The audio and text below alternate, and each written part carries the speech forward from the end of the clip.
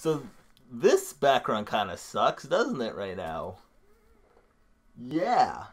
That's ass. I apologize for that. So if you haven't heard, in the United States, a couple of states were hit with this hurricane by the name of Ida. Now, I would just like to wish all the states down south that were hit pretty bad by this hurricane a very speedy recovery. I hope the recovery process is going well for you guys. Sending you guys all positive thoughts and prayers, and just hope you guys are doing well. Don't worry, you guys will pull through. My state was hit pretty bad in some areas, and my basement flooded a little bit. I had to clean some stuff up. So the couch isn't behind me. The couch is actually over there. My Xbox is standing on it. I had to get everything under my table off.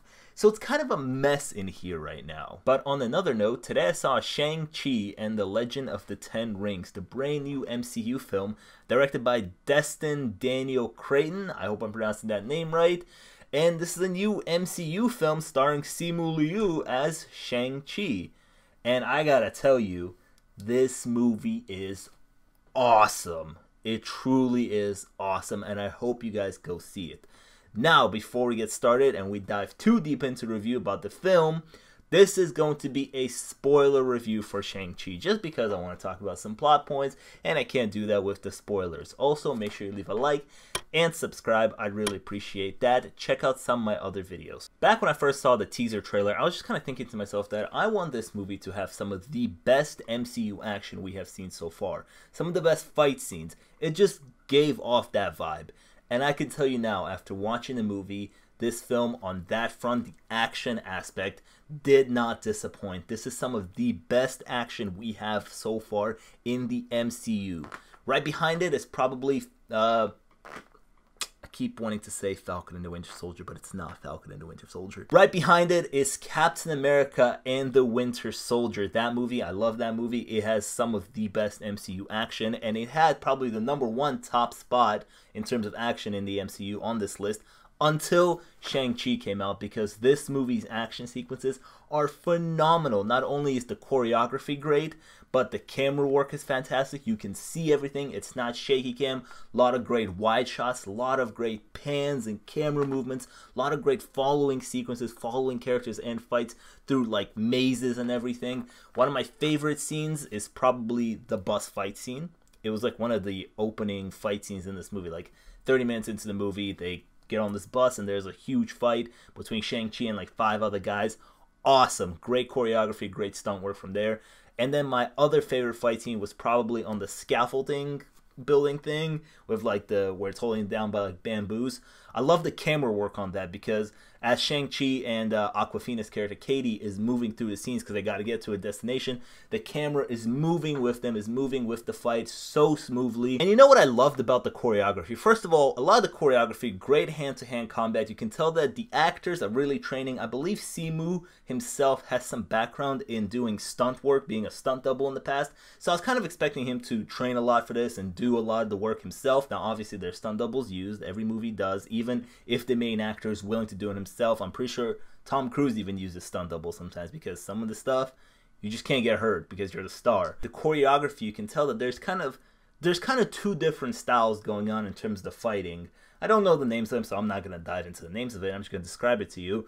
So Shang-Chi himself is kind of trained by his dad majority of his life to become an assassin. This is a very personal story between him and his dad. This is kind of actually a whole family thing for them.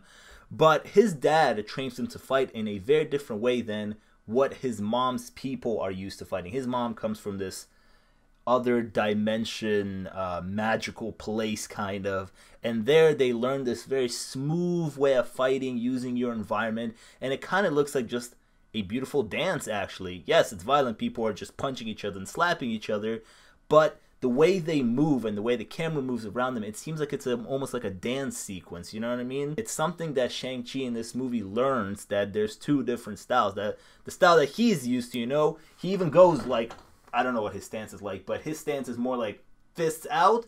But then when he goes and visits his mom's people at the end of the movie, they teach him a different style where he has to like open his hands and like move a bit more smooth, and kind of magical elements start to go in there. They can manipulate wind and environments next to them and all that kind of stuff. And yes, it's a Marvel movie, so in the third act we have this whole big CGI fest, which, a quick note, sometimes the green screen work in this movie is noticeable. It's not really noticeable in the big sequences, but it's noticeable in sequences where you can tell, like, the actors are having a conversation in this mystical land that doesn't exist, so you can tell that it's a fake background behind them sometimes. But the visuals, the big CGI fest at the end, is really entertaining. But for me, the action sequences that really stood out are, again, that bus sequence, the bus fight, and the fight on the scaffolding building. First of all, because it seems like they used a lot of great stunt work in that, and it seems like they did a lot of practical stuff with that. Obviously, there's CGI used here and there, but those fight scenes seemed completely different from the CGI fest that we have at the end, where the mystical dragon comes out. And honestly, at times when the two dragons at the end were going at each other, I couldn't really tell what was going on. Like, one dragon was covering the other one in water, and Shang-Chi and his sister are sitting on this one dragon. They're, like, super tiny. Yeah, I watched this movie in IMAX, and I just, like, really couldn't tell what was happening at some point at the end of that movie. Huge props to Destin Daniel Cretton. I hope he returns to direct a sequel. I don't see why he doesn't. And I'm looking forward to checking out some of his other work. I hope in the future he starts directing more action movies, because he has showed in this movie that he really understands how to make a great action sequence and how to film a fantastic fight scene. So I hope in the future, whether it's Shang-Chi or not, I want to see him do more action stuff. Okay, now that we talked about the action, let's talk about the characters and story a little bit. So the story is pretty much Shang-Chi himself has moved to America, or he has run away from home to live his own life because he doesn't like his dad's lifestyle. His dad has the 10 rings, and he has been alive for thousands of years. He has been kind of a tyrant. He's been running all over the place, conquering everything, because he's got the 10 rings and he's got the power to take over everything, and he wants more power. But at a certain point, his dad meets Shang-Chi's mom, and then he's like, okay, you know what? I don't need the 10 rings anymore. Let me chill out. And I really like that about his dad's storyline, is that, first of all, I couldn't tell in the beginning of the movie. I was like, so is this guy living like 1,000 years? Is the rings like making him immortal? And you quickly realize that, yes, the rings are making him immortal. But what I really like, he said this one line of that, like, then he met, you know, his mom, or then he met the love of his life, and then he thought, you know what, let me take these rings off. Now I want to live a life with somebody, and if they grow old and die, I want to grow old and die with them. I don't want to live for too long anymore, because I found the love of my life and I want to die with them. And probably one of the most interesting characters and one of the best characters in the movie is the villain himself, the Mandarin, played by Tony Leung, Shang-Chi's dad, because he brings this high level of just intimidation. You know, when he's on screen talking to adult Shang-Chi or talking to kid Shang-Chi and he's wearing the rings, you just know that this guy can fuck you up in many different ways. You know, don't say the wrong thing to him. This guy is intimidating as hell, and Tony Leung does such a great job playing him. But there's also, like, a vulnerable side to him, you know? Like, again, when he meets the love of his life, he settles for this whole different life. He leaves the Mandarin life behind, you know, the whole, I want to take over shit, I want to use my rings. He leaves all of that behind. But as soon as, you know, the love of his life gets taken away and he doesn't have a purpose anymore and he's lost, he goes back to his life of just being this badass criminal that nobody wants to mess with. I love the way they utilize the rings. The rings look so cool. You know, the energy shit that they emit, the way they fly, the way he chucks them and then catches them back. Just everything with the rings, awesome. The rings look cool. And this is another hit for the MCU in terms of villains. People in the past have been saying that the MCU villains were weak, and you know, some of the villains in the past were weak, but I would say ever since maybe Killmonger, Thanos, that type of time, we have really improved on some villains. Yes, there has been some misses in terms of villains in the recent past, but this one is definitely a hit because you understand this guy's motivation. You know, you can get on his side. He lost the love of his life, and there's this ghost talking to him that is his wife, and he's confused. He's like, I gotta go back to where she's from, the mystical land. They're keeping her hostage. Like, I gotta go back. That's what the ghost is telling me. But it turns out there's like this whole creature thing going on that I don't really want to get into in this review. You know what happens. You already saw the movie. This is a spoiler review, right? You know what happens there. He's kind of being used, and you do feel that. And I kind of felt bad for him because he's so desperate to find his wife again, and he'll do anything to get her back. And I originally thought his motivation was going to be in the movie. He gets Shang-Chi and his sister back together, and they're like, why did you bring us back together? I thought he was building his empire again. He's going to be like, all right, you guys are on my side, and we're going to take over some shit. But no, he explains to them that his motivation is, guys, I heard your mom talking to me as a ghost, and she's telling me that we need to go free her over there. Let's go free your mom. Oh, and Simu himself, hats off to you, sir. You are fantastic. I know you've been waiting a long time to do this role and for people to see you in this role. I know you're super excited about this movie. Quick side note on Simu, I follow him on a few social medias, and you can just tell that the guy loves it being in the MCU.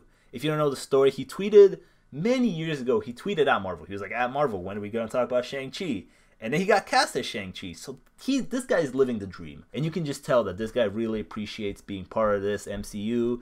And he's just loving it. And just, that's my note on Simu, that I'm just so happy to see him happy. And I can't wait to see more Shang-Chi and where do we go in the future, because there seems to be many different possibilities where we could go with this multiverse and different dimensions opening up. In this movie, they do go in a different dimension to go visit this magical town of where his mom's from. So there's many different ways we can go in the future, and I can't wait to see more Shang-Chi. Awkwafina was also in this movie, and she served as a great counterpart to Simu. She's kind of like a comedic relief character, but she doesn't overdo it. She's there for necessary reasons. She drops her comedic lines when needed. You know, Marvel always has to have their jokes. She's there for the adventure, and she's not like a bother. You're not there anytime thinking like, oh my god, why did we bring Katie along with us for the adventure, you know? In this movie, they actually say, just nod along and agree with everything, and people just forget that you're there.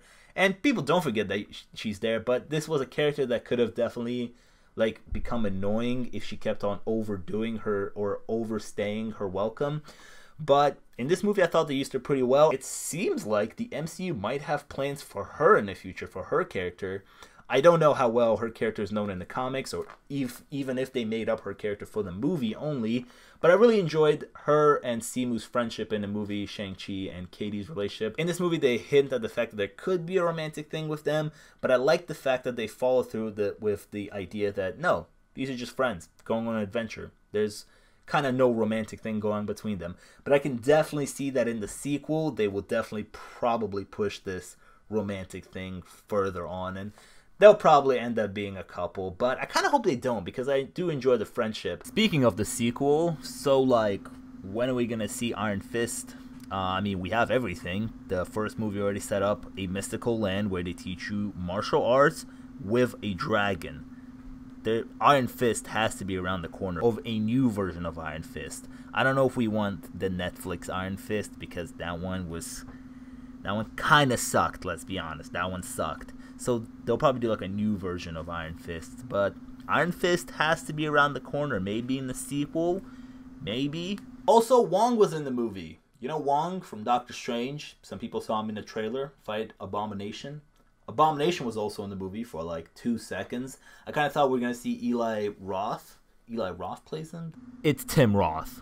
The guy's name is Tim Roth. Not Eli Roth. Eli Roth is another guy, another actor.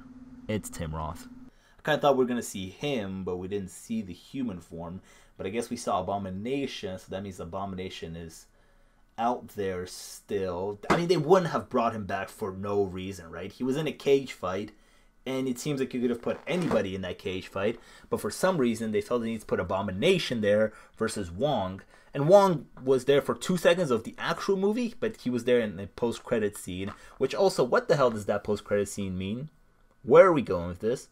I know Phase 4 of the MCU is this whole mystical thing and magic and the multiverse, and we are going off the ground here. We're going to different dimensions here. I don't know the comic lore, so I don't know what they're hinting at here. The 10 rings are made of something, and there's something in the 10 rings. I don't know. But we also did see Captain Marvel in the post-credit scene, and Bruce Banner, who's Bruce Banner himself. He's not the Hulk. Which I think in Endgame he talked about how he fused the two and he became Hulk and Bruce Banner. But now he's just Bruce Banner with still an injured arm. But good to see Bruce Banner, I guess, because nobody really knew where the future of this character was going to go. Because Cap was gone, Natasha was gone, Tony was gone, Hawkeye has a future, he has a show coming up. But nobody was kind of aware of where Bruce was going to go. But they have plans for Bruce Banner in the future. I really did enjoy this movie. I think this is a top tier MCU film, which at times doesn't even feel like an MCU film. Actually, for majority of the movie, it doesn't even feel like an MCU film. But I would say there's kind of a one tiny negative, which is probably pacing of this film at times. This movie utilizes a lot of flashbacks, and I feel like a lot of those flashbacks are kind of talking about the same thing. There's a lot of discussion between just the whole family, the relationship between the mom, the dad, and the kids, and how it all relates, and who you are, and what's your background. And I feel like they go over that, the same thing, multiple times in different ways. And again, we utilize a lot of flashbacks in this movie, so I think at times it does slow down the movie, but not to a complete halt, because the action sequences are fantastic and just the movie is great in general. I truly hope you go see it, because first of all, go see the movie because it's awesome. And second of all, if you don't want Spider-Man to get delayed, they need to see that Shang-Chi's making money, guys. If you don't want any other Marvel project to get delayed or get pushed back or get taken out of theaters, they kind of need to see that this movie is making money right now. So if you can, if you're able, not pushing it, you know, wear masks, stay safe. If you're able to, go see it in theaters. Go see it in IMAX. It's an awesome experience. Those action sequences are truly worth seeing on the big screen. You know, I do feel bad for those people who keep saying, you know, after Endgame the MCU fell off, or I'm not going to be watching any more MCU stuff after Endgame, it's over for me. I mean, do what you want to do, first of all, but you're also missing out on a lot of great new storytelling. The MCU is not repeating itself. They're really going for it in Phase 4. I'd say besides maybe Black Widow. Black Widow felt more like a traditional MCU project. But anything besides Black Widow has been just a breath of fresh air. They keep breaking new ground, keep doing new things, introducing new fantastic characters. Where you're not even sitting here and think, a lot of people are probably scared, you know. Where's the MCU going to go now? Because Captain America, Iron Man, the original 6 Avengers are almost all gone. Who's going to take over? But they're introducing these great new characters that everybody's falling in love with. And they're showing that, hey, in the future, don't worry. The new Avengers, everything is in safe hands. We're going to make this work. I'm going to give Shang-Chi and the Legend of the Ten Rings a solid A.